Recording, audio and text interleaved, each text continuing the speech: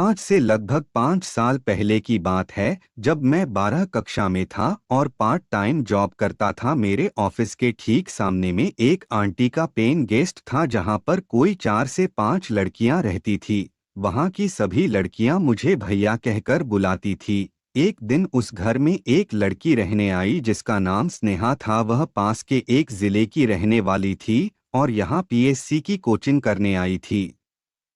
जिस दिन मैंने उसे पहली बार देखा था, तो बस मेरे दिल से आवाज आई कि यार, इस लड़की से प्यार हुआ तो इससे ही शादी करूंगा, चाहे जो हो जाए। धीरे धीरे वह मेरी फ्रेंड बन गई और मुझसे बात करने लगी। यह बातें उसकी फ्रेंड को मालूम लगी कि वह किसी को पसंद करती है, लेकिन मेरे बारे में कोई जान नहीं पाया। धीरे धीरे हमारा प्यार बढ़ता गया और इसकी जानकारी मेरे घर वालों को हुआ, तो मैंने अपने घर वालों से स्नेहा को मिलवा दिया। मेरे घर वाले शादी के लिए राजी हो गए। इसी बीच स्टेट गवर्नमेंट का जॉब आया और हम दोनों मिलकर तैयारी करने लग गए। लेकिन वह कहती थी कि मुझे पढ़ाई करने का मन नहीं कर रहा है, तो मैं अपनी पढ़ाई छोड़कर उसकी तैयारी करने में जुट गया और उसका सिलेक्शन शिक्षाकर्मी में हो गया। पर मैं अपने एग्जाम में फेल हो गया, जिसका मुझे दुख जो हुआ, पर मैं खुश था कि उसका सिलेक्शन हो गया है। 2 महीने बाद जब उसके जॉब की बात आई, तो मैंने अपने कांटेक्ट से उसके पास के गांव में ड्यूटी लगा दिया, जिसमें मुझे 30,000 रुपये देना पड़ा था। उसके जॉब करते ही मानो धीरे धीरे हमारे रिलेशनशिप में कमजोरी आने लगी। वो जिस स्कूल में पढ़ाती थी वह हमारे शहर से मुश्किल से 20 किलोमीटर की दूरी पर था, जिसके लिए पीडब्ल्यू रोज बस से सफर करती थी। इसके लिए मैंने बस ट्रैवल वालों से मंथली किराया फिक्स किया था। बस के हर लोग मुझे जानते थे, इसलिए मैं टेंशन फ्री था। क्योंकि मैं प्रेस रिपोर्टर का जॉब करता था, तो सब मुझे जानते थे। कुछ दिन जॉब करने के बाद वह मुझसे बोली कि मैं रोज रोज बस में सफर नहीं कर सकती और मैंने स्कूल के पास में मैं ही एक घर रेंट पर देखा है, मैं वहां रहने जा रही हूँ।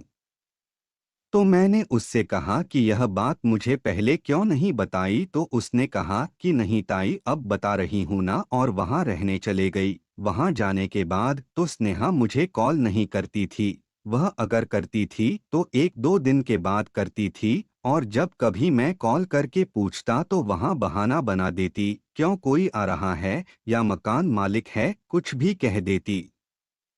इस बीच में मेरा चाचा जी की शादी हुई तो उसे बुलाया गया। मेरी तो मेरे रिलेशन वालों ने सभी कहा कि अब राज भी अच्छा जगह सेटल हो गया है और यह भी जॉब करती है, तो अब दोनों की शादी करा दो। शादी का नाम सुनते ही स्नेहा ने कहा कि मैं अभी शादी नहीं करना चाहती, तो मैंने कहा ठीक है कि अगले साल कर लेंगे।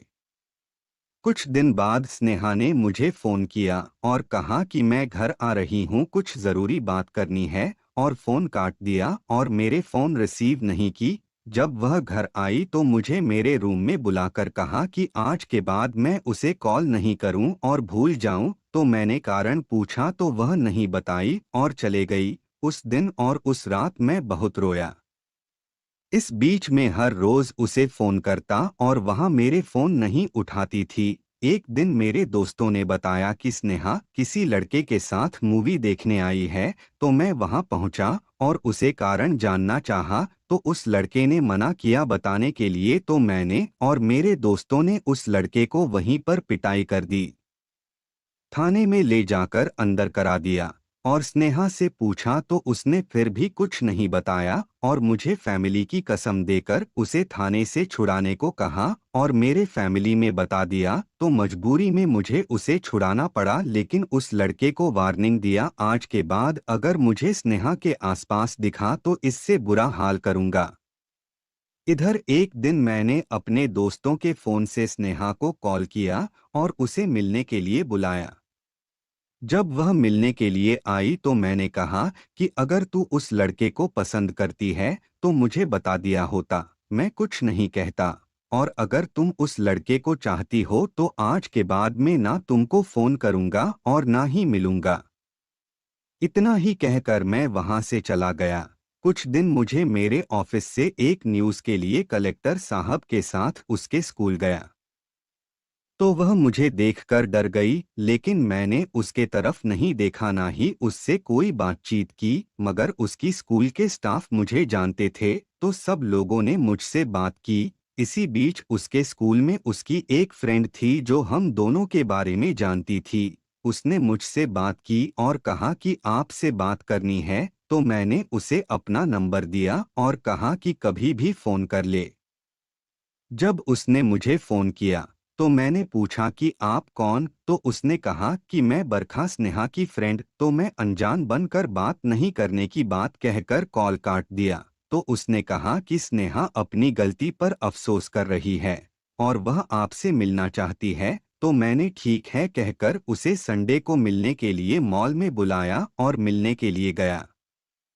संडे को जब स्नेहा और बरखा मुझसे मिलने के लिए आई, तो स्नेह मुझसे सॉरी कहकर रोने लगी और मेरे बगैर नहीं जी पाने की बात कह रही थी। मैं उसके प्यार में इतना पागल था कि मैं नहीं जानता था कि मुझसे मजाक करने के लिए और अपने एक काम निकलवाने के लिए दोबारा प्यार का नाटक करेगी। एक हफ्ते बाद स्नेहा ने मुझे बताया कि उसका ट्रांसफर किसी दूसरे जिले में किया जा रहा है।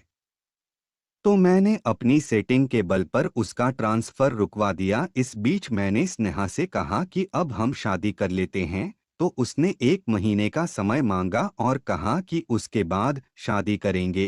तो मैंने कहा ठीक है। 1 महीने तक हम दोनों की बातचीत होती रही। इसी बीच उसने 2 दिन अपने घर अपना सामान लाने की बात कहकर गई।